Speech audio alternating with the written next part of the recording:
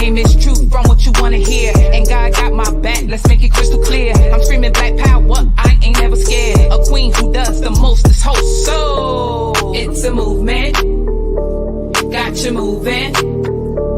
Keep it moving. Black talk, real talk like wow. It's a movement, got you moving. Keep it moving. Black talk, real talk like wow.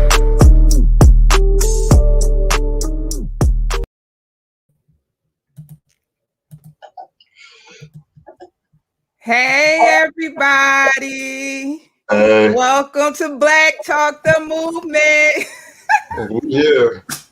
Hey y'all, thank y'all for tuning in. Those who tune in on time, always thank you. We support you. We love you. We got Villian back from last week, and everybody knew he was very unique, so we had to bring him back because he had some things he wanted to inform us about, some things we don't know. And we also have Josea Stewart. I was about to say Josea, that J again. As a special guest today, he's young, successful. Jose, you tell everybody because I can't even break down your whole resume to everybody. Okay, well, first I want to give back to you, Truth, man. Truth, I appreciate you for inviting me on this. This is a good opportunity, and I just want to give you guys a brief introduction to who I am. Josea Stanford. I'm 24 years of age. I'm from Cincinnati, Ohio. I'm an actor. I'm a model. I'm a big time entrepreneur. I'm big on cryptocurrency. As far as investing, I'm also a forex trader. So, got my hand in a lot of stuff, but that's like a brief summary of who I am. And I'm grateful for this opportunity. Okay. Well, what led you, do you have a life story to tell us about? Was you like in a struggle? Was it a lot of work getting to where you are? Yeah, I mean, the journey is like, it's so much, it goes very deep when you think about it. So, for me, growing up was really bad for me. I really never had stability. I grew up in church, but, it never really was the perfect, route. Like you come home, my dad, wasn't really close with him, but like growing up, you start seeing how he treated, the family, far as like taking care of us, eating and stuff like that. And then you think about the influence it had on me during school. I didn't really have support. I didn't have nobody to keep me accountable, for my actions. So like that kind of led me to being influenced by other people, and that came from like going to like different bad environments, like after school activities, going through, staying outside, wanting to follow along what my voice was doing because, at the time I felt like that's what I had to do. I felt like that's me, being some type of loyal, to where I come from. Right. So my school come, I'm trying to play sports, but I'm getting in trouble. My grades not right. And the path I was on was just horrible. It was just bad. And a woke up scenario happened for me in junior year of high school. I was real good friends with one of my boys, and it was crazy how this happened. Like, how you get so close to somebody where you feel like, like you feel like they'll do anything for you. You're like, man, I know you wouldn't, switch up on me. I know you wouldn't change up on me. And, like, I don't care if you're getting jumped, I'm going to jump in for you. That's what kind of, relationship we had. So, one day I got caught up by this dude, and I wasn't going for it. I was like, nah, like, you ain't about to call me out. You know what I'm saying? And I always been that type of aggressive person where I was a hot tamale. Like, you said something to me, like it was on, like, what's up? Like, so one experience I had was this dude called me out, and I'm about to tear this dude up. And basically the teacher came back in the room. I didn't get to fight the guy that same day. So the next day I ended up going to the doctor. So I missed that class. So while I missed that class, something had happened. Like, my boy told dude, because the dude was asking, like, where Jose at? Like, well, how come Jose ain't come to class? Like, he's scared or something? Like, he's scared to fight me? And my boy was like, nah, he apologized. He said sorry. Like, he was just playing. He ain't mean all that. He was just playing. So I come back to school the next day, and everybody know I'm about to fight dude. Last bell. They're like, bro, we gonna get it going. Last bell. So last bell come, and dude talking mad stuff. He brought like football players in the room talking mad stuff, and I ain't had no backup. I'm just ready to fight. And when dude was talking to me, like, bro, I don't know why you trying to get all hype, man. Like, you you perping, like you ain't trying to fight me. You know what I'm saying? You just capping. So I'm like this, like, what you mean? He was like, your boy told me what you said. Your boy said, you said sorry like a little B. And I'm like this, like, I looked at my boy like, what you mean? I don't apologize for nothing. You know what I'm saying? So ever since that day, a light bulb hit me, like, I can't trust nobody. So like it made me upset with, relationships. I was like, man, I can't trust him, then I can't trust nobody. Like, this supposed to be my boy I went to school with, you know what I'm saying? Like, every time he got jumped, I jump in for him. I skip class with him. He skipping school. I ain't tell nobody. Like, I'm handling all this, like, I'm not saying nothing. And you switch up on me like that. Like that was when I was 17. That brought a big light bulb to me. And they said, you know what? I gotta get this on my own. And like ever since that day, anything I didn't know how to do, I say, I'm gonna learn how to do it. So I end up doing homeschool my last year of high school. And during that time, I was working the job, and I ended up buying my first car like 3 months later after junior year, paid it off. Of course it broke down on me like a month later, like a $1,500 car.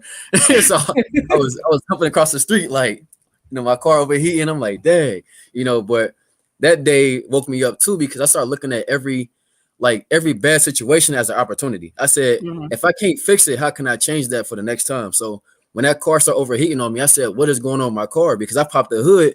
I didn't know what was going on. I just seen smoke. And I got a bottle of antifreeze. I'm thinking that's going to fix my whole engine and transmission. And it didn't. So that's a whole new car.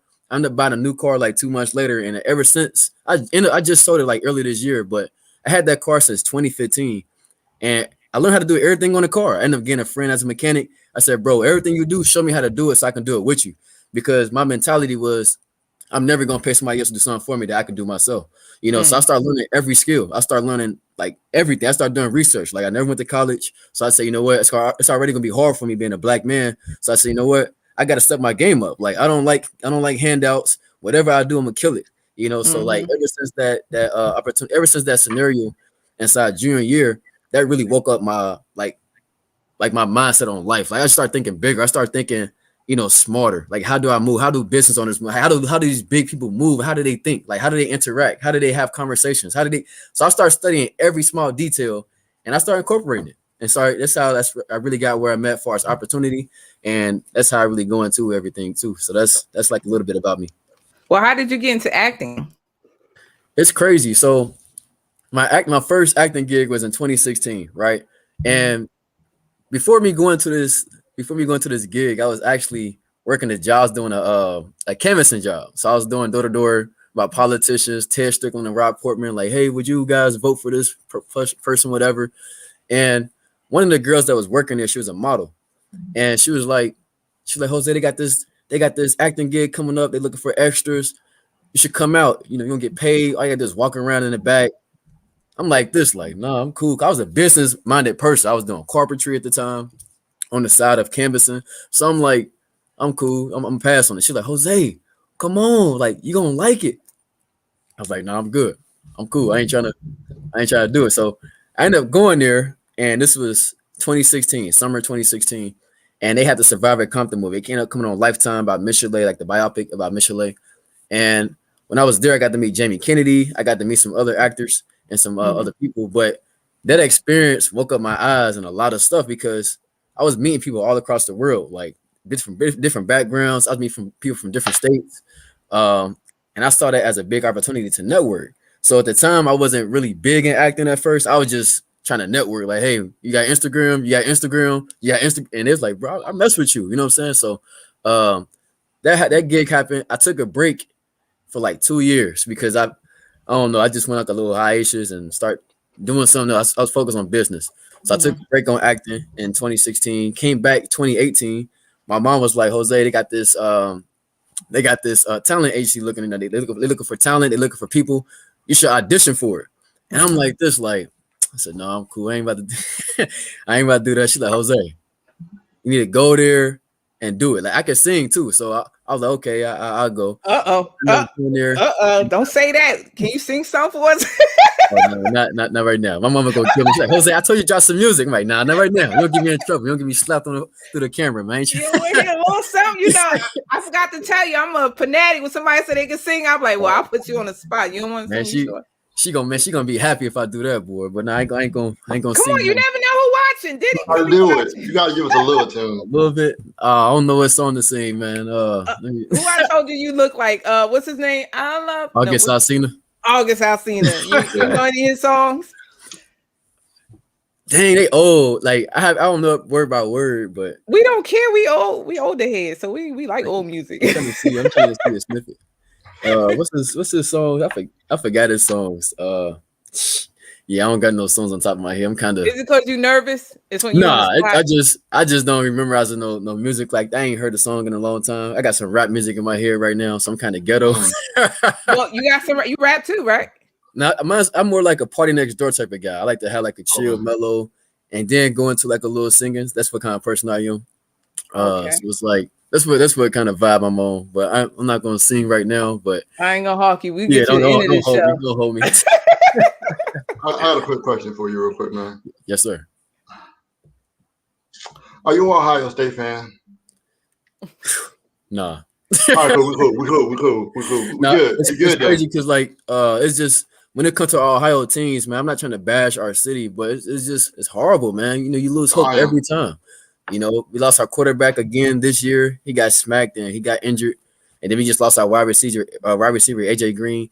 You know, so it's just tough, man. It's our Ohio teams is kind of tough, man. I'm from Detroit, so I like to see it. Oh, okay, you out there? Yeah. Okay. Well, we're gonna get back to you, Josea, after we finish with Villian, because Villian, I really couldn't wait to get him on too, because I wanted him to tell us what's this stuff we supposed to talk about. Was it 50 Shades of Grey? Now we read the book, we seen the movie, of course. The movie was whack, and the movie was not nowhere near the lifestyle how it really goes. Well, tell us how the lifestyle goes. No, you don't come up to somebody and say, "Hey, I want you to be my submissive," and you just hand them a contract. It's like a business deal. You both negotiate. You find a middle ground. What are you willing to give up? What am I willing to? You got to kind of find a meet in the middle ground. Like you feel like there's not. You feel like when you hear the word submissive that they have no control. When in all actuality, they're the ones who make the control. I just play around the realm that they give me to play in. So if they say, "Hey, I don't want to have to worry about making a decision on what I'm eating."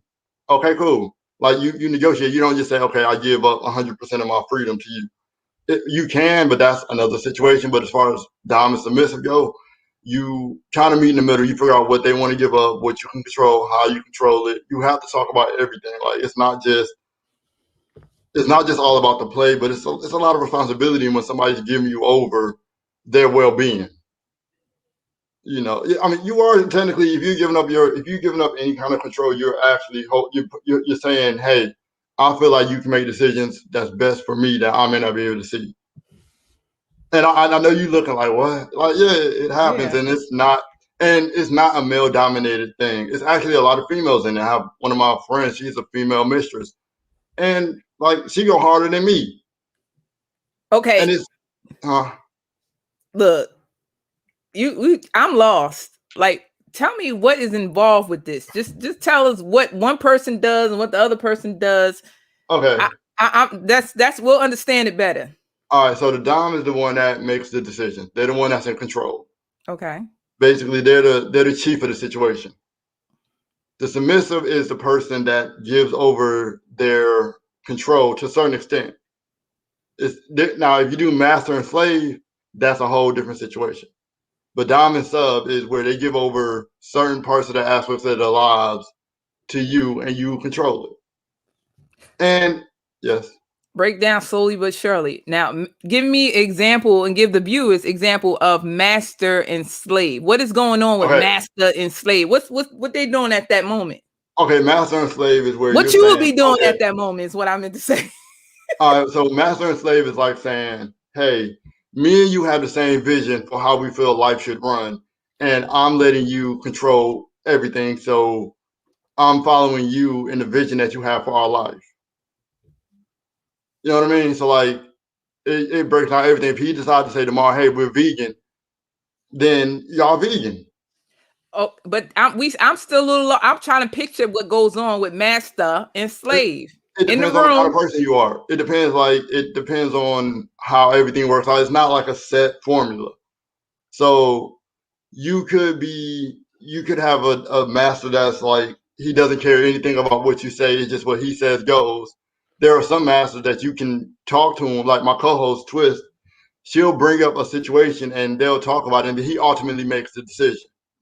It's almost like a boss employee thing. You can bring something to your boss, but at the end of the day, he makes the final decision. You have to go along with it, whether you like it or not.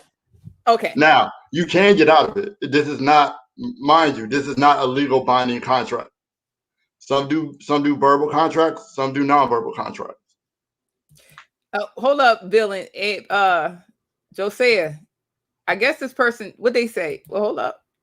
Josea, sing something. Author, pastor, singer, Tamela. I got my mom on there, man. Oh, I told y'all, man. She gonna slap me. Come on, please. She must know you can sing. You know, mamas know everything about their boy. I swear my son's the best man in the world. Like, go ahead. Go ahead, Josiah. Hit that singing up. I gotta get a song real quick, and I got y'all. Let me find a song. All right. Well, we're gonna let Billy go back to this. Hey, Mom, we got some real exquisite stuff on here. A little bit. But while he's doing that, while Josea is doing that, Villian, give us an example of being in the bedroom. And let's say you the master and she the slave. It would depend on what your kinks are. But what would you say if she didn't know? If she said, "Okay, I'll be the slave and you be the master, Villian. What do you want me to do, master?" What do you tell her? I don't. Well, first I would ask her, well, what are your hard limits and your soft limits? So, soft limits is something that you're curious about, but you're not extremely big on it. Like a soft limit would be like, you can spank me, but you can only spank me with your hand and not a paddle. A hard limit would be something that you're like, you're not doing.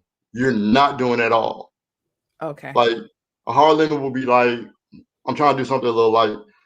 A hard limit may be like, you're not, when I'm giving you oral, you're not finishing in my mouth. That would be a hard limit. That's something that you can't do and you just don't do it.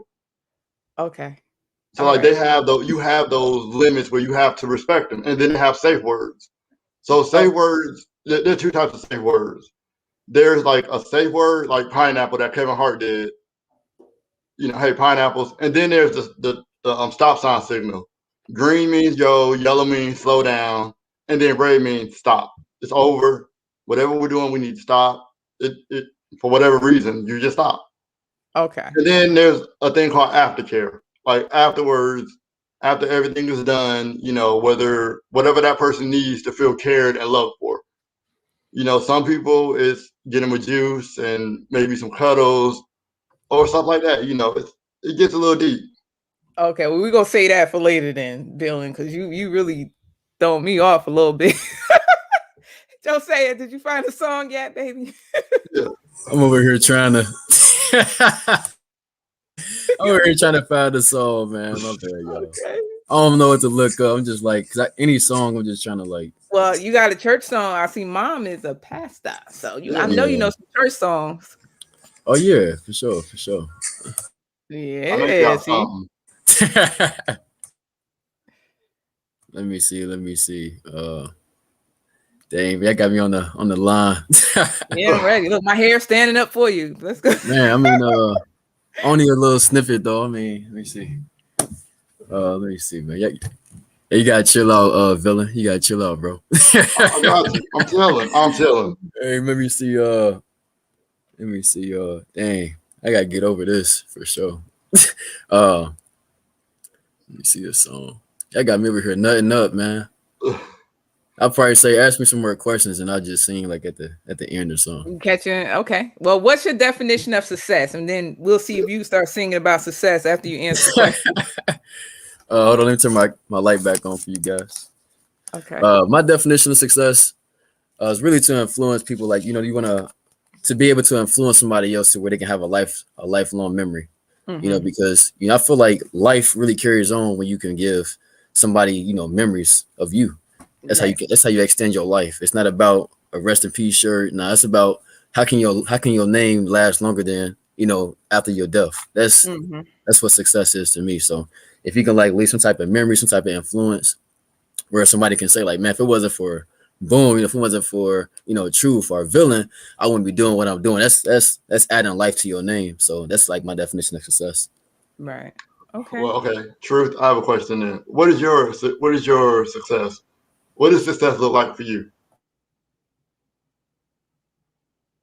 Oh, for me. No, for truth. Okay. Oh, me? Yeah, you. Well, I always thought like this: when a person that suffered depression in their life and went through a lot of trials and tribulations in life, where it was times I couldn't smile, get up out the bed, and everything else.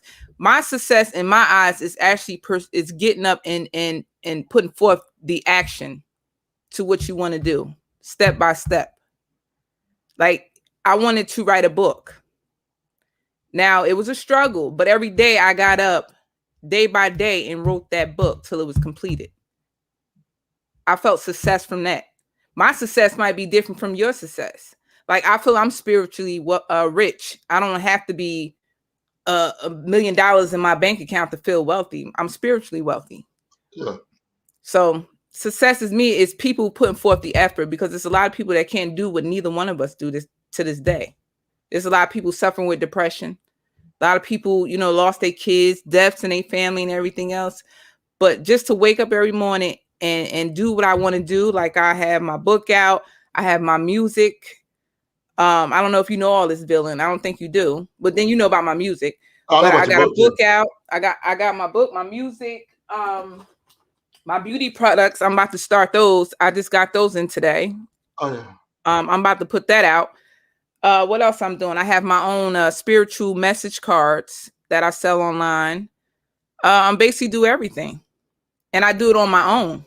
I don't have nobody helping me. I don't ask somebody to help me. This is my money that's invested into this, my time and effort, my blood, sweat, and tears. So therefore, I feel I'm successful because I wasn't here 2 years ago. I didn't know where to start 2 years ago. And now I manifested everything I wanted to manifest, and I still got more ways to go. But I feel successful. I guess it's my turn. I've always thought that being successful, honestly, it's not like y'all said. It's not about the money. It's about being true to yourself. True to yourself. Not even if it's a hard truth. Some truths are hard to take, and you have to be comfortable in your own skin. It doesn't matter if you're a taxi driver and you drive taxi, but you're the best taxi driver you can be, and you're living your life to the best you can. Then that's your success. Success cannot be measured by a dream that somebody else has. It has to be your dream, whatever you're chasing. And at the end of the day, when you're done at the end of the day, you lay down before you go to bed, you say, hey, I'll put forth the best effort, and that's all I can ask, all I can give. And tomorrow I'm going to get up and I'm going to do it again.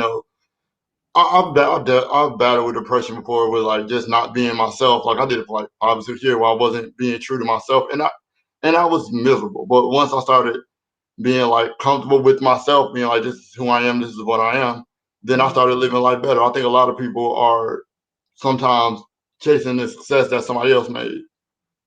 You have to find success in your own self, whether it's being a multimillionaire or being a guy that's working at a medium job. Your success is based on what you desire for it to be, and nobody can judge your success but you.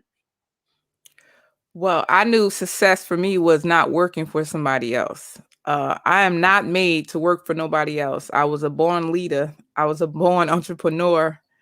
I was born to lead people to the water. So that's how I discovered when I kept getting fired from jobs and not getting along with management and supervisor and stuff, because I'm my own leader. I make my own rules. I walk to the beat of my own drum. So that's how I knew I can't work with nobody. I can't have people tell me what to do.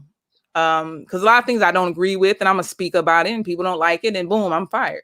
Especially, I already got fired. Let me tell you, when I first moved out here in the South, I got fired for I was working in the deli section in the supermarket, and I was making desserts. So I said, all right, I always make the best out of everything I do.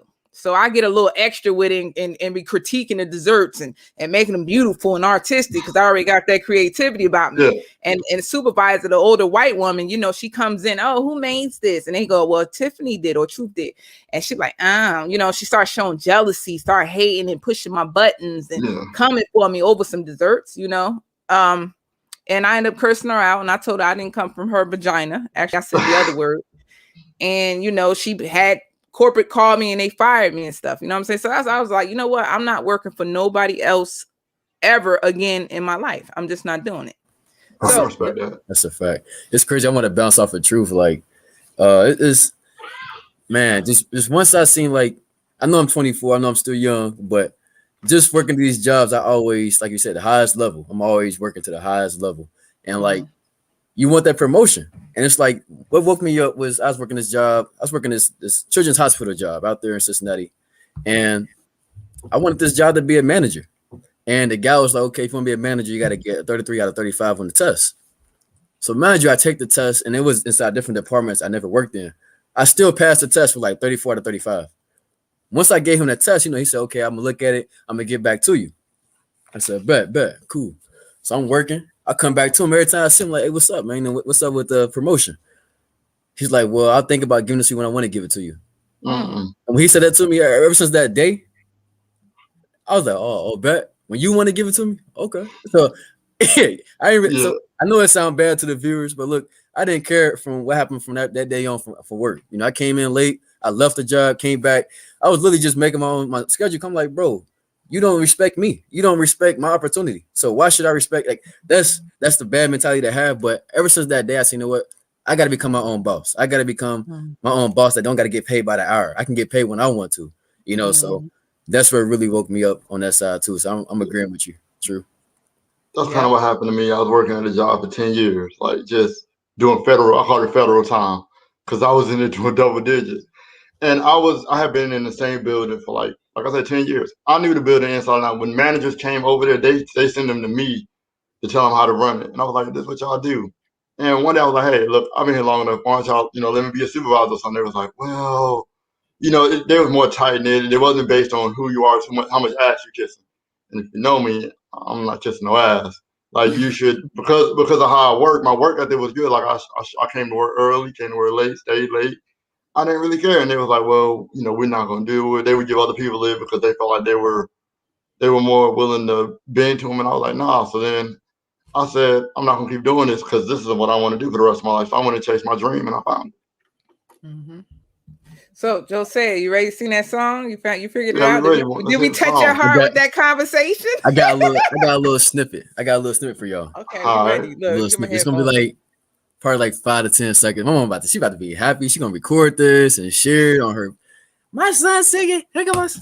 How about 15 seconds? Just to give us a whole song. Let me do a snippet. Let me drink some water. Make sure I got the smoothest.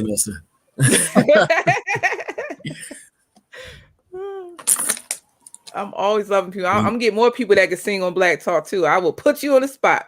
Yeah, I see you. I'm over here. I got to get over this fear. This one of my little secret fears. Yep. All right, cool. All right, y'all ready? Yep. You ready? Destiny's calling and you need to take some chances. Just because hold on. Let me start over. Hold on. Okay. You got it. Hold on, man. I got to listen to words. All right, cool.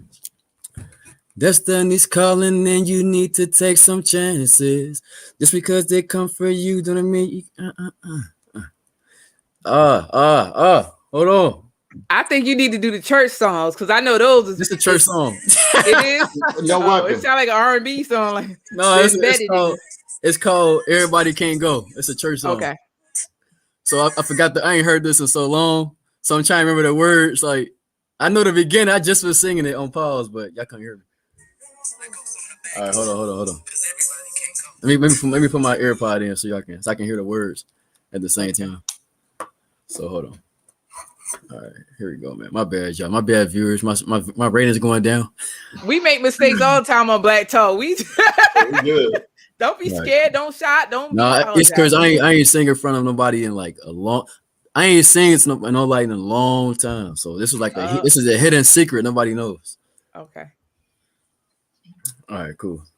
Just wait.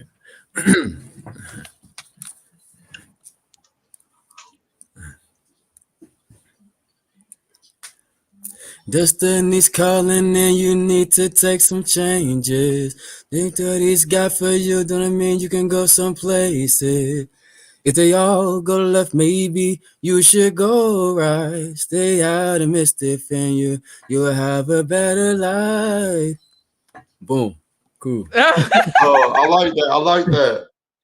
gave us a little bit too. I can't sustain you. That's like mayonnaise on That's no all. sandwich. That's all. Hey, that's all, man. And your mom was saying hurry up too at one point. And she about to be happy now. There we go, boy. There we go. Watch, she about to be happy. Watch this. You see, I see her, she gonna be happy.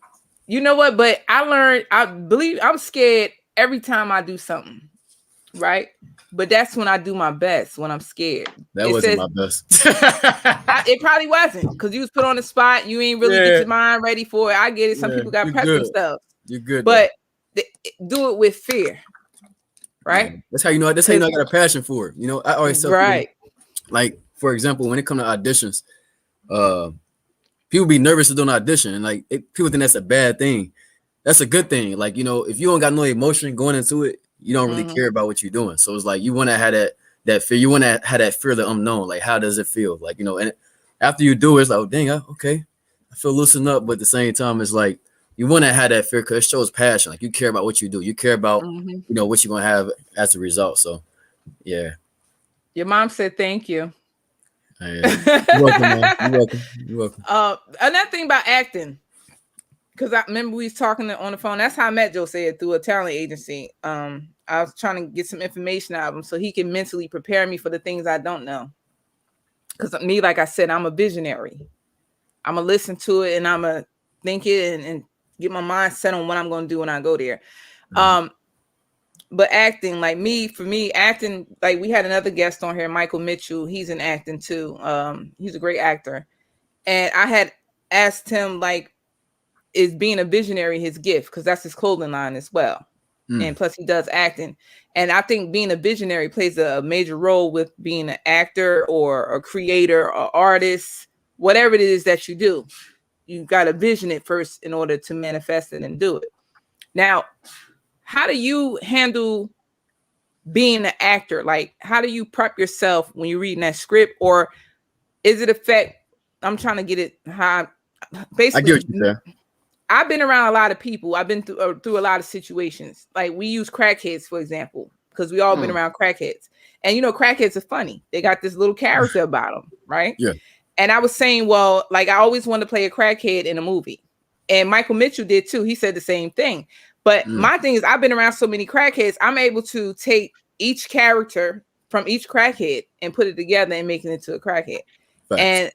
Or a snobby person. Like, they want you to play a snobby person. I've known snobby people in my past. You know what I'm saying? I can give them a good snobby character going off who I know personally. Does your acting abilities come from different characters and people being in your life help you perform better because you mock them, or is just you just flow with it? I feel like it all play a part because, like, you relate, you taking experiences you've been through and you're trying to relate it to the character. So it's like you looking at, how can I play this best? Like, or I find movies that's just like the character. So I found, like, you know, how do they look? How do they transition? How do they, you know, like the tone, the word, and I watch the people in person. You know, how can I bring the reality to it? You know, because it also depends on, you know, who's the director, like what they're looking for, what their vision is. Because, you know, different directors have certain ways they, you know, create their films and movies. So it's like I always look at different ways to play the character. You know, if it is a crackhead, I'm looking at different ways to play the character. If it's gonna be an emotional crackhead, it's gonna be an aggressive crackhead, it's gonna be a mischievous crackhead, it's gonna be a beggar. Like, it's all different types of personalities of a crackhead. So it's like you gotta see, how do each one act. Like, you know, when you go to Walmart or you go like to downtown, you go into a game, you got this person holding a sign, hey bro, let me get like $5. Like you like, nah, cool. So it's like you got different types of people. You got some, they got the beer, and they're like, man, it's the last days. You know, you got all types of people. So it's like, you know, which one do you want me to play? Which kind of, you know, like which kind of crack you want me to play? Like, it's different types of and people. And I literally just look at the experience of what they're going through mentally as that person, and I try to put it in my mindset. So I like, okay, great. Why is he a crackhead? Like, so I'm going that deep. Why is he a crackhead? You know, what did he go through to make him feel this way? So now when I come to the depth of the character, I can show the climax of him, like his story building up to a crackhead. Okay, great. He had a life situation where he had a divorce. He ended up getting depressed, started drinking, didn't pay the bills. Like, so I'm looking that deep in each character before I actually play it. So like when I'm reading the script, I'm really, dang, okay, what did he go through? What, like, I'm looking at all that. So I'm studying like that deep that deep in. So when I come to it, they like, man, how do you that's how I do. I go so deep in it. Well, I'm gonna tell you this one. Envision that my first role, because I'm a manifester. I've been Yeah, manifesting all for year. sure. I got My a story to that too. I believe my first debut in acting I'm gonna have to play a role I never wanted to play, but I know I could play like a gay girl, Mm. a AG, like aggressive. Like I believe I'm gonna get it like a thug like role, like I mean a real gangster, because I seen it all happening, y'all. And I'm sorry, but I gotta tell this. I went to the audition, and because they was looking for a specific character, specific look, and most of the AG girls have Dreads. dreads, right? And I seen them looking me up and down, like, oh yeah, we can make her look like, a very top, like what's that rapper girl name? The one from New York. Light skin, long hair. Cardi B. MIA, not me, She real my little aggressive. mama. No, I ain't I know Cardi who you're talking about. I know Yeah, but it's her, on the yeah, tip of my yeah, tongue. yeah. She be that was like I would really feed off her character to the Oh, end. young MIA. MIA. Oh, I would yeah, feed yeah, off yeah, her yeah, character yeah, to the yeah. end. And I felt like I seen that happen, and that being my first role. I said, well, can I play that? Because I'm gonna have kids watching. That's another thing. I have children. I would say, I mean, cut you off to that right there. That's another big thing that I feel like a lot of beginner actors look at. They look at the kids and preference. I always say there's like it's not, you gotta take the personal side of it out. You just gotta be like this. I'm doing a job. This is a job where what's my message playing this? You know what I'm saying? Like what is my influence? Like why am I playing this character? You know, it's not necessarily me doing it. Cause if you're just doing it, of course you're gonna care about who look at it. But if you know why you're doing it, it's gonna be better to like show them like, hey, this is the character, this is the person I'm playing, this is what I'm portraying. Other than I'm doing a role and oh my god, they're gonna I don't, because I can care less. Like, I like what you said, manifesting. I was manifesting roles like Scarface, the Godfather. I've been manifesting roles of playing a mafia for a long time. Like, man, I want to be like Al Capone. Like, I just wanted to play that role. Like, when you see me, like, I just always wanted to play that role. So now I'm inside this little, it's not the biggest role, but it's a web series called Blafia. It's about the Black Mafia. It's a Cincinnati edition of Power. They're trying to make it like Power. I think you'll like it, Villian. They show a lot. So episode 3, they're gonna be showing a lot in there. I don't know if y'all some people that like some stuff. You gonna see some stuff. I know in acting, I know a lot of times with black actors, like they're like the pigeonhole us playing certain roles. Are you worried about being pigeonholed? Nah. So with me, I'm an independent actor. So like I find the gigs I want to play. So like if there's something that does not fit the description, I'm not taking it. I'm not doing the role. So like that's one thing that I'm very big on. I'm very big on looking at what my role is going to be. And that's why I'm also big on my investments, because it's like I want everything to follow exactly what I do. I'm not doing it for the money. I'm doing it to literally influence, people that come from where I come from. Like, so it's like I'm not doing any role. I don't care about you trying, like, nah, I ain't going for that. You know what I'm saying? So it's like if it's not giving somebody a good message, like to say like, oh man, he inspired me, I'm not doing the role. Because I know a lot of times integrity plays in being an actor. I remember Dave Chappelle's father told him one of the greatest things that I've ever heard, and I took it in my life. He said, know your price now before you get famous. Facts. And when that price finally hits, to pull out. So essentially that means like if you're not willing to play a role that demeans a black person, or if you feel like it's damaging to your personal character, you already know what your ceiling is, so you won't go over it and become just a prostitute. Facts. Essentially. So I always tell people, before you get into stuff, know your price before you get in there, because if you don't know your price, you'll go for anything. Well, now I know me and you both, Josea, know about rumors in the industry. Oh yeah, for sure. Heard of it.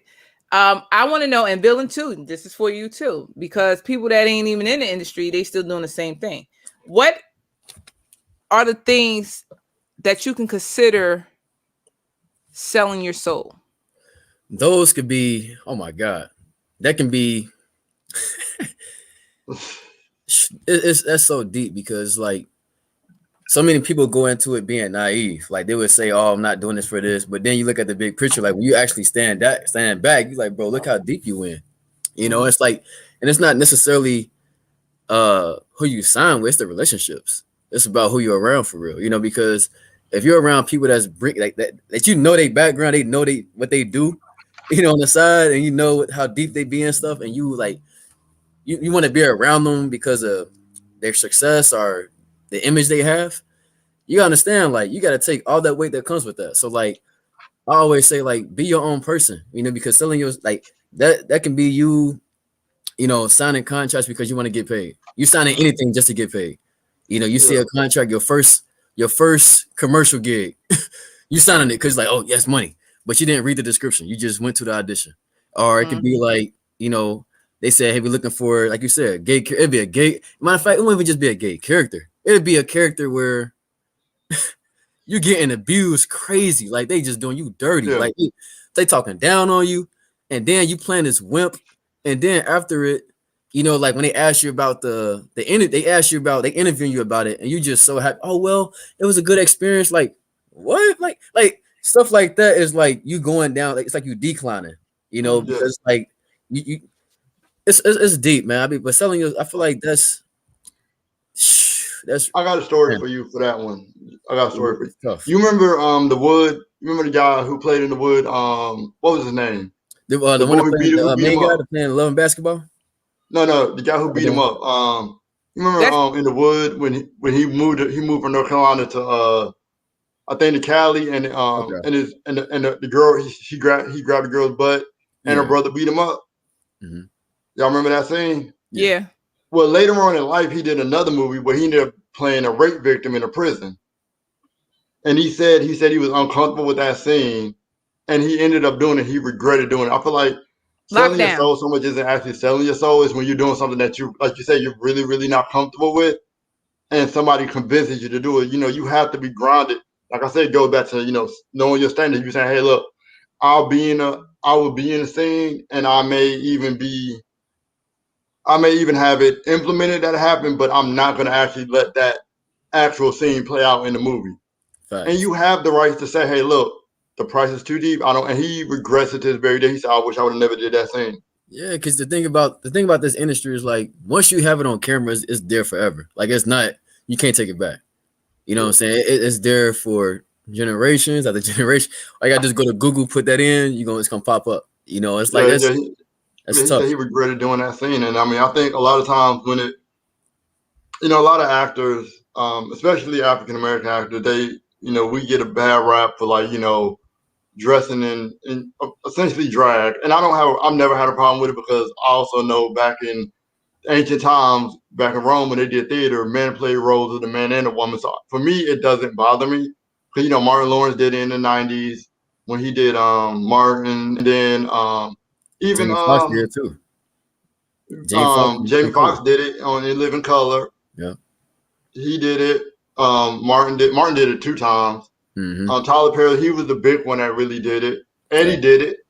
Although when Eddie did it, Eddie played a bunch of different roles, and people forget he's still technically dressed up like that. Like you can't hold that against somebody because if that's your niche, that's your niche. It doesn't take away from that person, but it only takes away from that person when they come out and say, I wish I wouldn't have done that role. The biggest thing about that is, especially inside the industry, bro, what they do is this. What they do is, bro, they literally, once you play a role and you kill it, they're going to look at you as that same person forever. So it's like, it don't matter what you audition for. You can audition for a character that's helping somebody. They can be like, well, he played this role in the past. They can be like, well, you killed the audition, but go ahead and try Alex. Try this role. And then you end up playing a whole wimp. Like, bro, why am I playing these? So it's like, bro, like once you decide to say yes to that role, you play that, like when you watch villains, right? You always see this one person playing a bad guy every movie. Like that guy that plays inside that Tyler Perry movie, he always beating a woman. What's his name? He got the water through in his face that one time. He always playing a bad guy. And head. He got short hair. Dark skin dude with short hair. I think he played. You talking about Pinky from I think so. He always playing in every movie I've ever seen him. He just a good guy to play a villain, but he can also play comedy.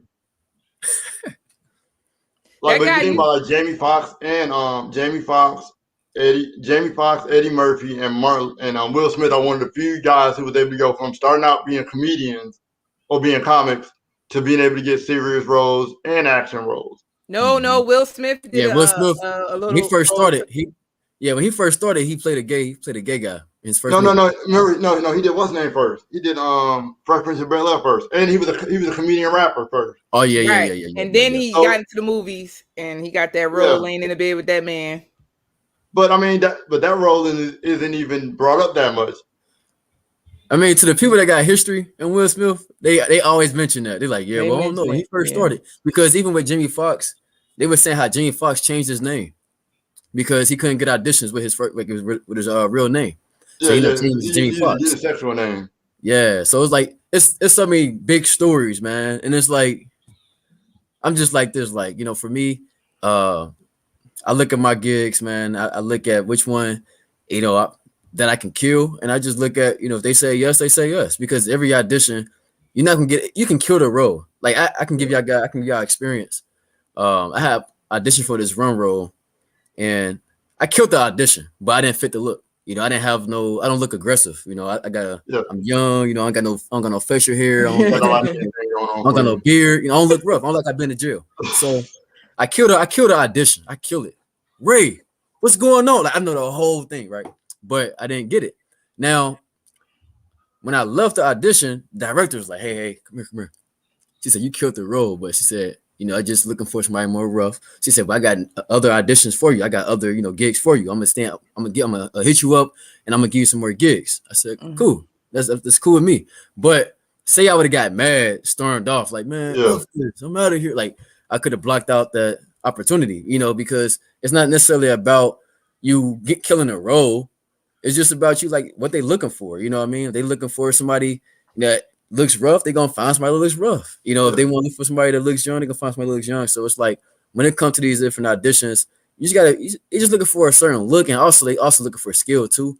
You know, but at the same time, when you're going in, you just gotta kill it. Just kill it and walk out. Don't try to ask questions and I got a question for y'all too, because you brought it up, Truth, about Will Smith playing the gay actor.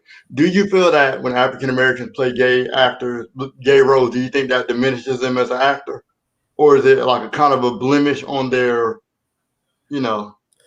I don't know. I kind of look at like women for some reason, like when I was just talking about the gay role that I see myself playing. I can play that part because I always wanted to play a gangster role anyway, like bang, bang, bang, you know, blowing up stuff. But when it's men, it looks kind of, you look suspect when it's just men. Because even in the real world, y'all don't consider a girl that sleeps with another girl really gay. Y'all look at that as an opportunity. But if a man, but no, it's looked at different. It's like sexy. You know what's crazy is like with the females, I feel like with the females in the industry, like her playing like a same-sex role, like when she playing, you know, with a girl, it's not that deep as, you know, a guy playing that role, because a guy, you gotta think about it, bro.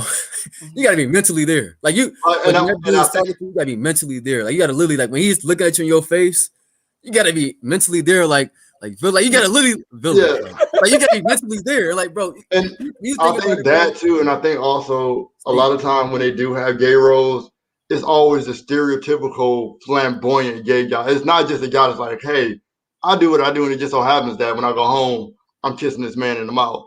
It's always the flamboyant, just, you know, think about low down dirty Shane. He, you know, most of the gay, I was watching Revenge of the Nerds. I love that movie. They had a gay character, and he was the most flamboyant gay guy. Like, there's not the representation as far as that is always a horrible stigma, and sometimes it does linger a long time when you do play those types of roles. But I feel like when white actors do it, it's not a problem.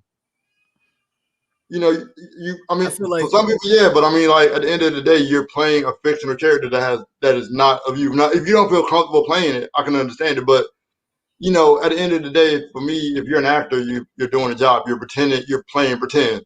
So even, I mean, like if they're just saying like even the Will Smith situation, the scene wasn't actually that bad for her. I'm talking about he was like, you know, they got caught in bed. There was no actual actions going on. And a lot of times it depends on the degree of the action. Well, I feel like Bareback Mountain, everybody's seen that. I was watching that movie, and I'm like, let me see what this movie is, because I just Yeah, seen it. It was on Heath Netflix, Ledger's I a think. legend now. They don't even bring up Brokeback Mountain. They bring up Dark Knight. Like his acting role in Dark Knight was so great it overclouded Brokeback Mountain. When we talk about Brokeback Mountain, we don't say Heath Ledger. We just say Brokeback Mountain. But when you Oh, say it ain't Joker, you Bareback. say Oh, Heath it's Ledger. Brokeback. That's when you know it's something different. When you relate to the movie, you don't even put the characters in it. He took that character, and that's who he is. They don't say this is Heath Ledger, Brokeback Mountain, and Joker. They say no, this is the Joker. In Mayweather words, he's a hellified actor. So Yeah, of he was a course, great actor. I mean, and Tom Cruise. If Tom Cruise play a gay role, we gonna forget about that too, because Tom Cruise had so many other movies that was like better than that movie. That Mission Impossible overlaps all that. But if you were like a small actor and that's the only role you got, like you talking about Dre from Lockdown, I cry every time I watch that movie, but I seem to watch it. Dre, that's who you talking about, the guy that said he resented. Avery. He never going to jail. He never going to jail after that. Yeah, he started messing up. His personal life was messed up after that movie. And then you got to think about it too. His aunt was getting beat by, I think, her baby daddy, his uncle. Not his actual one. His aunt was his blood, but he ended up going over there and fighting and ended up killing him. Just defending his aunt. But, I mean, you got those situations, but a lot of actors have done it, and a lot of actors won't do it because of the stigmatism behind it. Because a lot of times actors you forget actors are really good at what they do. So sometimes the acting is so great, you're like, well, I don't know. Mm-hmm. And to a certain extent, if you can't play that role and pull it off, you are able to transition, because some people are method actors where they become that role. Like Christian Bale, I think Christian Bale, before he did Dark Knight, he played a movie where he was an emaciated man. Like some actors get completely into that role. So, I mean, I don't knock it. And I don't question it as far as the sexuality, because some of them are that good. Part of being an actor is being able to make that person believe that you are what you're portraying on the role. Because you don't want to see no dude playing a gay actor and you don't believe, like, well, we clearly know he's not gay. You want to be able to, the sensation of reality, be like, well, maybe he is, or you know what I mean? Yeah, it's crazy. It's so deep, because like when you think about it, I feel like it has more weight on us, especially blacks, like playing them type of roles, because you see so much of it, and it's like you really don't see like a dominant male black man inside a movie. It's either we playing a villain or emotional, or you playing gay. Like you don't really see a black man like, okay, this is my house, boom, or this is like Sergeant. You know what I'm saying? Like you're starting to see a little bit more. You might see some, but it's once you see like, and plus today's time is so. I'm not against the people that's that's getting like that, but it's like you see a lot of it now. It's getting thrown at us so much. So it's like when you see it, it's like you expect to see a black gay guy, and it's like that shouldn't be that. You know what I'm saying? We should have some type of a male authority, like black man authority inside our movie. We should be able to have some respect on our name when they come to these roles. That was like, I love that movie Holiday Hearts. One of my favorite movies. I love Holiday Hearts. Great movie with I think Vin Rames. Great actor. Like, and he was able to play that role. He played that role to the T. And people forget Wesley Snipes was in Drag in the movie. Yeah, Drag was a good movie. But like, those are all good movies. I feel like, but at the same time, I do feel like there is a bit of that, and that was my issue with Tyler Perry. Tyler Perry always had men either being completely ain't shit or completely stepped over. Whether even if he was a good guy, it was, hey, I'm a good guy, but I'm married to this woman that's just completely a horrible person inside and out. Temptation. Like they were like, and it was to the point where I was like, why can't he just be a decent guy? Why does he have to be completely shit on? Men were never in his movie. They were either completely evil or completely demasculated. Even the role he played as the dad with the crackhead wife, like he was completely demasculated because he was like, I can't have another woman because my wife is a crackhead, so I don't know what to do. He wasn't able to, like, that was my only argument. I love all the Tyler Perry movies, but my argument was, I was like, you never showed a man just even when he did the Four Girls or Daddy's Girls or whatever. Oh yeah, I mean, granted, that movie is more real life than what most people realize, but even then, it kind of showed how men's arms are tied behind their back in a lot of these situations. So I didn't agree with the fact that the way he showed a lot of men, and then the fact that, like, Well, no, I'm not gonna argue that one because you don't want to see no ugly man on TV. You want to see beautiful people. You know, but But like, I Denzel just Washington. didn't agree with the fact that he always had men either being completely evil or just being ran over. Facts. But Denzel Washington never played it. I ain't never seen Denzel in no dress. The Rock. Well, no, I ain't- Denzel. The reason why Denzel did it, Denzel said it. Denzel said, and he said this. He said to be honest with you, and he was smart. He knew his role. He's like, listen, my core fans are black women. And he said, because my core fans are black women, I would never be in a relationship or be in a movie where it may be hinted at, but you won't ever see me dating a white woman, or because he's like, my core fans are black women. I'm not about to mess up my core fans because you want me to play a gay guy, or you want to be in a interracial relationship, because he's like, that's gonna kill my core fans. That's when I look at my numbers, dudes don't go out to see Denzel unless he played like Man Under Fire or Equalizer. His core fans are female, so I got it. You know, you have to know your demographic. Facts. I mean, Yeah. if you feel like you want to take that chance to mess up your demographic, that's fine. But understand, like, you got to know who your core audience is. He That's got real, that bro. juice too. Denzel been acting for a long time, and he was a handsome fella. Like, Long- And he's a good comedian Makes sense. too. He did a comedy movie where his dad, he was interracial, and his mom had sired a kid, and he looked black, and he ended up going to see his dad. It actually was a good movie though.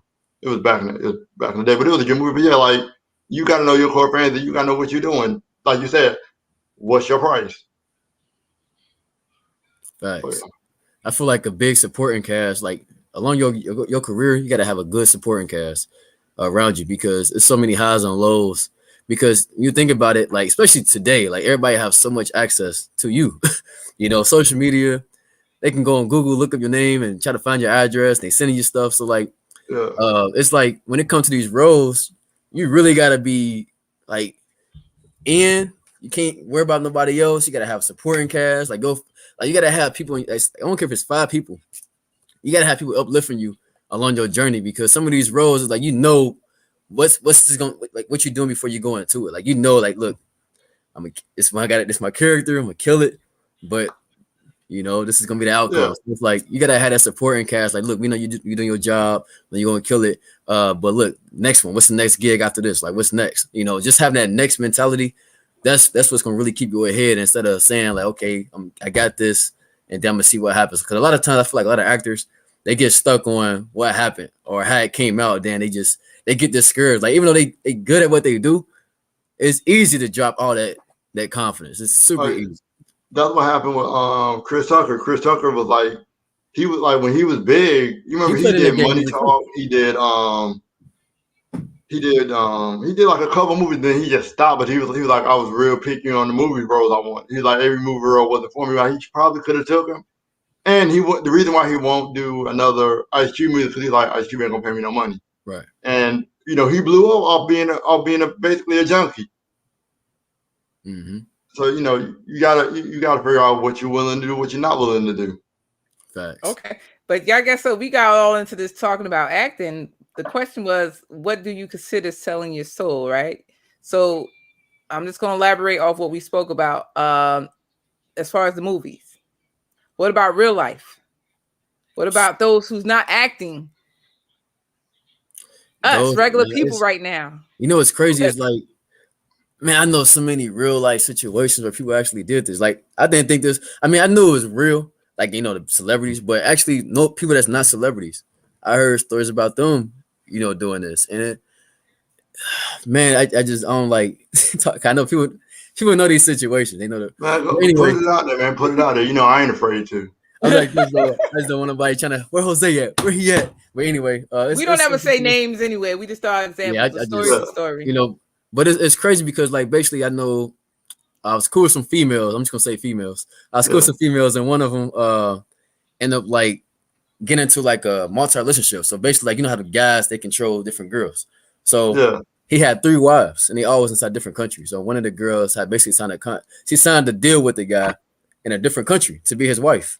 So basically, you know, he gave her a spot, gave her a car, gave her a lot of money, and he also gave her like one of his rights to his business, right? So Mm.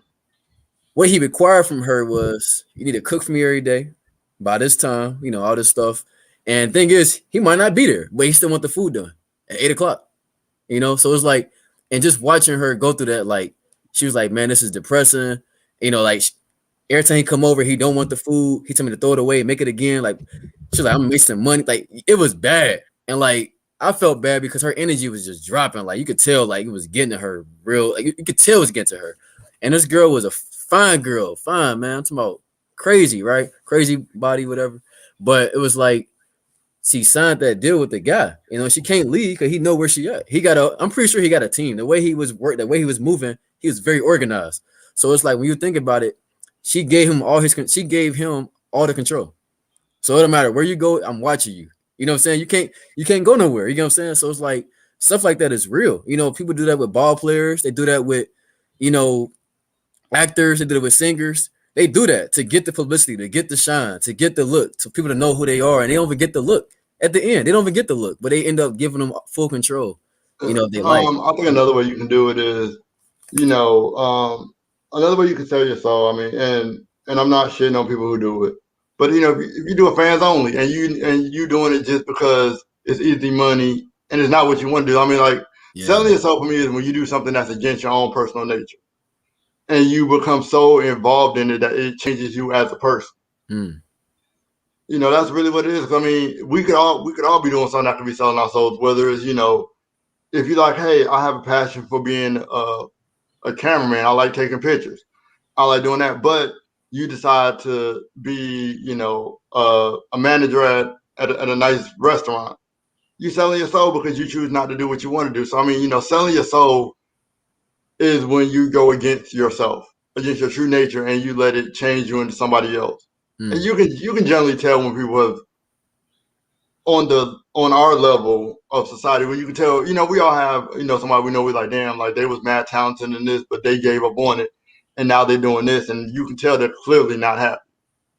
You could sell your soul without actually selling your soul. Now, I have a problem with the selling your soul part, only because the first time I heard about somebody selling their soul was Robert Johnson. He was a blues singer. Mm. If you haven't heard the story, he was a blues singer. He went down to the crossroads. He met the devil, and he learned how to play the guitar. Mm. And my argument to that was, I said, we always talk about black people selling their souls for talent. We don't ever hear about you never hear hear about Tom Cruise, Al Pacino selling his soul. Why do I feel like that black people, why do we feel like we have to sell our souls to be talented? Why can't we just be naturally talented? That was my argument. Now, there may be other ways that it could, but I feel like, why do we have to always sell our souls? Well, we have to discredit ourselves up and say, oh, he's not that talented. Obviously, he went to the devil to do something. Or why can't we just be like, hey, he's just that talented? That's always been my argument. People are like, oh, black artists selling their song. I'm like, no, maybe he's just that talented. Like, nobody ever said, like, Al Pacino sold his soul for his acting abilities. No, he was just a talented actor. So I'm like, why can't we just be talented? I feel, man, it's crazy. I feel like the difference that separates it is the longevity, the process. That's what separates. Because sometimes you might have an overnight success, and that's cool, one thing, but how can you sustain it? And a lot of times, some people sustain it by some deals. It could be a deal with somebody so it's like, how long can you sustain your success, and how are you sustaining your success? How are you doing it? I think part of sustaining your success is being a chameleon. Being able to do different roles, being able to stay with the times, knowing your market. Like Cameron, I may not always like what Cameron rap about or whatever, but Cameron said this in an interview on Dateline. He was like, listen, I have a core fan of 300,000. So if I put out a CD today, I'm guaranteed that 300,000 people are going to buy my CD. You have to know your market. You have to be a chameleon. Like, what you was rapping about 5 years ago, you can't be rapping about now. Facts. Like, you have to kind of know your market and stay relevant. Even in acting, if when you start out when you were 25, you know good and well when you 45, you ain't about to get a 25-year-old role. Right. You got to roll with your age and roll with your demographic. Because as you get older, more than likely your core fans are getting older too, so they want to see you progress. I don't want to see you still gangbanging, doing gangbanging roles at 25, and then you at 45, you still playing. You just graduated to OG. No, like show a little bit of growth. I disagree with you on that one. I totally do. I might be that smooth OG, man. What you mean? I mean, like I don't have a problem. I with mean, it. Like of course let's he's got baby growth. face. He's not gonna play no OG role, and then maybe they might give him an OG role. Depending, he might be. It's little 20-year-olds running the whole gang now, so like age don't really matter. I mean, I agree. I'm just saying. I don't want you to feel like you don't pigeonhole yourself essentially. Right. But I'm gonna tell you something about me. I would love to play a gangster role. I can't. I want to like set it off. I'm so in love with that. Like I hope they do a part 2 because I will go out for the audition. I will fly a plane here to get to that role. Like I believe I could set it off. I think if they were to do another one, to be honest with you, I think they would just do a remake. Yeah, a little more modern. You have to modernize it just a little bit as far as what happened and how they play. I mean, that was a once in a lifetime movie. Mm-hmm. And all of them were all successful, and they became even more successful. Like, a lot of times, a lot of people don't realize that there are movies that you make that are cult classics. They're called cult classics, where it didn't do good in the actual box office, but like down the line, like 5 years, like The Last Dragon. If you've ever seen The Last Dragon, we still talk about it today. You still hear rappers talk about Show Enough. Like you have those movies where like you can make a living off, like acting is one of the things where if you do a certain role, you can make a living off that one role. One movie. It's like music. Like you don't have to have a Fabulous or a Jay-Z career. You need one song. Like think about it, Shaggy. It wasn't me. Can anybody ever name another song by Shaggy? No. But I guarantee you, in 2021, when they start doing tours, you're gonna be doing It Wasn't Me on everything. You don't have to have a great, successful like Al Pacino career. You just need one role, and you can make money off of it. Like, Lion King. Yep. The real movie. You remember the dude who played Michael Jackson in the movie? Yeah. Jason something. Yeah, he was actually the dude who played Simba in the movie. And they offered him I think they offered his mom $2 million. They were like, we're gonna give you $2 million flat out. His mom said, no, I don't want the $2 million. I want the royalties. And because she fought for the royalties, he's still set today. Jeez. So, because they was really like, yo, just take this $2 million, you be cool. She was like, no, like I can tell this is about it. Because remember, he did all of his singing. So because he had rights to it, every time it's played on TV, like when they did the live action, they decided to resell that when he gets it. When they put it on the Disney Channel, he gets a cut of it. So he's always making money off of what he does. Like, you have to know your business. He played in ATL too, right? Is that the guy you talking about playing ATL? Yeah, he was ATL. Yeah, because his mom made that deal. He's like, I'm still making ATL's a cult classic. Mm-hmm. Making good money. He did that. He did the Jacksons. He know his mom was smart enough to know that this $2 million is nothing compared to what he's going to make over the next 80 years. Like he could die and his children would still get the royalty money from what he did. That's one thing I feel like that's big in our community too. Like knowing the difference between investments and just money. Like, you want to have like each one of us are a business. Like, we could put our name inside an LLC, our personal name, That's deep. That's how deep it is. And it's like, just whenever somebody say your name or get shown credit, anything that's 3 seconds, that's a royalty. You get paid for that. So like a lot of times, like you said, that royalty, that's a big thing a lot of people don't know about, bro. Even with music, anything, they don't know nothing about royalties. They just know about, it's a contract with money. I'm taking it. Like, nah, bro, take the royalties. Take it. I'm gonna tell you where I learned all my business sense from, and it's the funniest place ever. I love wrestling. And if anybody knows you, I love wrestling since I was a kid. Vince McMahon will show you how to make money. Vince McMahon says, listen, when you come here, you sign your name away. What that means is intellectual property. Your name, your finishing move, he could take your name tomorrow and use it on the wrestling thing, on a game, and still use it. You don't work for his company no more. Facts. When you leave his company, more than likely, you cannot take your name. Facts. And a lot of times, that's the main thing you have. You can't take your name. You can't take any of your finishing move names. Everything has to be redone. And people don't understand your name is actually a lot of times what makes you you. So just imagine if music industry was to say, hey, Jay-Z, when you sign us, we want your name too. Once you leave Def Jam, you can no longer use the name Jay-Z. You can no longer do any songs of the Blueprint. These will mess people up. Like, you have to be able to own the rights to what you own. Facts. Or if not, even if you do like, hey, look, for this amount of years, you can have it, but after this point, we made this amount of money, I want to make sure. Like, you have got to, like, that 360 deal, that's bullshit. Mm-hmm. To be completely fair, 360 what means is if I decide tomorrow, me and Joe, we go out here and we go do a world tour tomorrow. They say, hey, everything's open. We do a world tour, and I'm on the 360 deal. Every date I hit, I have to pay the record label money, and they didn't book none of these shows. They take money off of every show you do, every shirt you print. Even if I decide to make my shirts, but independently, they still get a cut. Mm. And that's how they're doing it now. Like they started realizing, oh wait, they're not getting money. Like most musicians do not get money off their CDs. Most of them get money. That's why they touring like 300, 350, 365 days sometimes, because that's where they make all of their money going on tour, promoting that song and stuff like that. Mm. Okay. Yo, Villian. I'm sorry. Villian. Yeah, Villian, you be going in, but I like it though. I like it. It's new information. Some things we just don't know.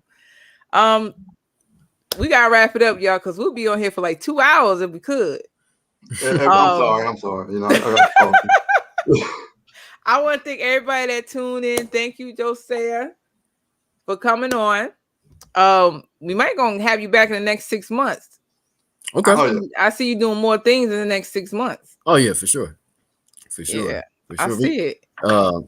Before we go, I want to go back on the Blafia. Like, I can watch that on YouTube. We getting a deal done with this black streaming network called The Vault. So once we get episode 3 done, we should be able to stream it on there. So it'll be streamed on that platform. So check it out. Blafia, Blafia. It's on YouTube. So feel free to check it out. Support it's a small local project, but it's a black project as well. And yeah, about the Black Mafia. And thank you, Villian. Thank you. Thank you. Thank you for letting me come on as well. Yes. Thank you for having me again, Truth. I loved it. It's always a blessing and an honor to be in your presence. Thank you, Billy. We always like you too, Bill. That's why we bring you back. Little crazy son. I'm always ready. You always. And let me give a shout out to y'all if y'all want to check it out. I do have a podcast, the Twisted Villain Podcast. It's on Spotify. Well, Twisted Villain Talk. So if you want to check it out, go ahead on. We up there on Spotify right now. Twisted Villain? Yeah, Twisted Villain Talk. Okay. We got it in the group. I'll send y'all a link to it. Okay. Wow. Look at this. Look at these big timers up here. I'm loving it. But that's what we about. That's what Black Talk about. You know, we represent our people. Only our people. There's nothing against any other race. I understand. And that's what we do here at Black Talk. Now, next weekend, y'all, I don't know if we're going to be on because my son is on the AAU team. So I got to be there to support him and we got to travel. Good luck. What's that supposed to mean? Good luck. Like, I want y'all to win. I want you to kill them. With me, I'm the coach on the bench. I'm one of them parents that be hollering and stuff, ready to fight the other team. I'm the number one fan. They be laughing at me like, Wayne, your mom's coming. We know we got a fan when our parents don't show up. Your mother's still gonna howl for everybody else. Yeah, I cheer for the whole team. I'm one of them mothers. All right, y'all.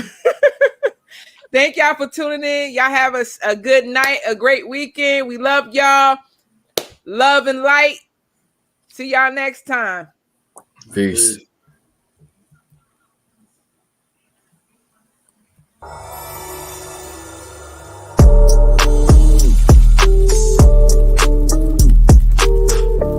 It's a movement. Got you moving. Keep it moving. Black talk, real talk. Black talk, real talk. Like, yeah, my name is Truth. From what you wanna hear. And God got my back. Let's make it crystal clear. I'm screaming black power. I ain't never scared. A queen who does the most is host. So it's a movement. Got you moving. Keep it moving. Black talk, real talk. Black talk, real talk. Like, wow. It's a movement. got you moving. Keep it moving. Black talk, real talk.